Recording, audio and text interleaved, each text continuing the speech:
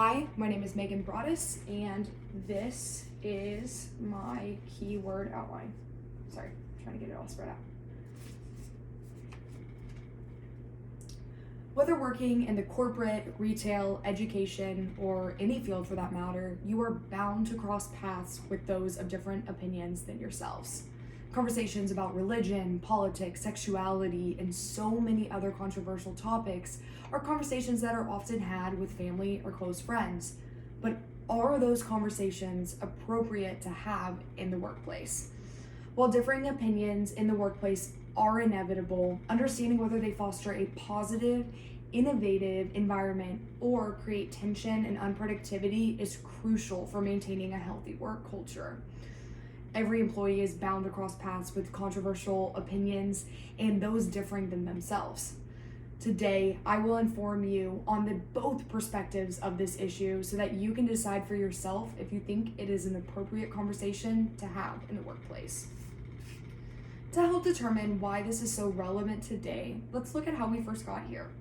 There's always been different people of different backgrounds and often different opinions than ourselves.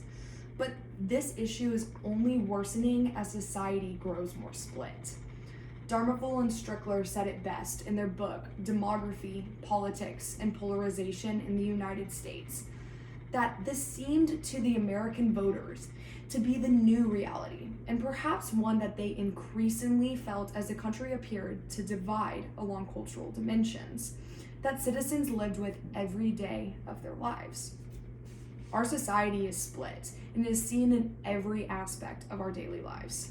Social media swarms with different perspectives on different ideas, depending on which channel you click on the news or which post you're looking at on social media. They all have different connotations. These authors go on to state that one could make the argument that our current political geography is especially polarized if one looks solely on the past few decades. This illuminates the same issue as a long-standing one, and that is only worsening as time goes on and society grows more split. Now that we've determined why differences of opinions in the workplace is so relevant in today's workforce, let's dive into how the positive impacts of this can be healthy and spark new ideas. Many stakeholders believe that the positive impact of differences of opinions speak for themselves.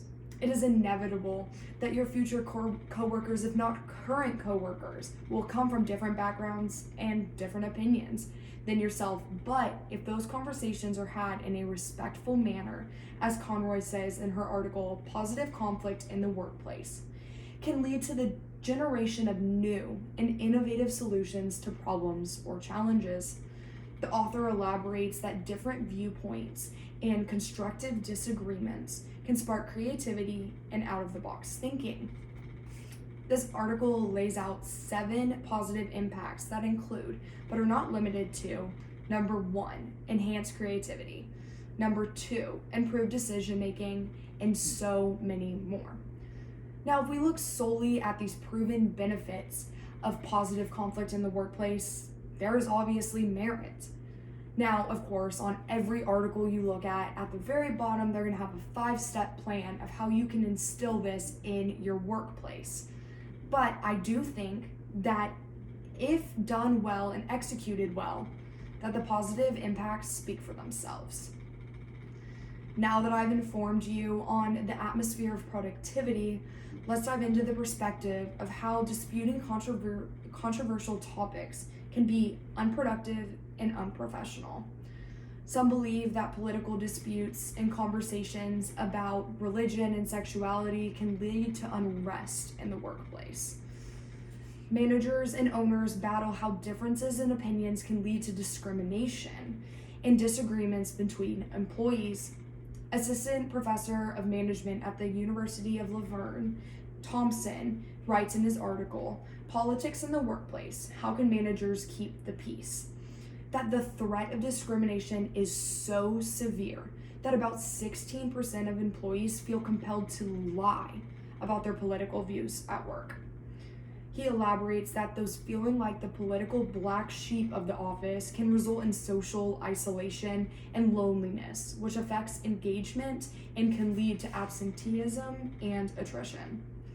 Now, no one likes to feel like this when they're going to work every day, especially as the average American is working around 35 to 40 hours a week. This unrest leads to discomfort and less efficient work. These negative impacts seem to cause more harm than they do good. Today, I've gotten the chance to explain why the differences of opinions in the workplace have become so relevant today in both perspectives on this difficult topic. Whatever your perspective may be, I think it is very important for you to see both sides of this issue. This is a struggle that all of us will face if we are not doing so already. The biggest problem with this whole issue is, what is the solution? As society grows more split, as time goes on, what is the future going to look like for the workplace? I guess that's a conversation that we will all be having soon. Thank you for listening. Bye.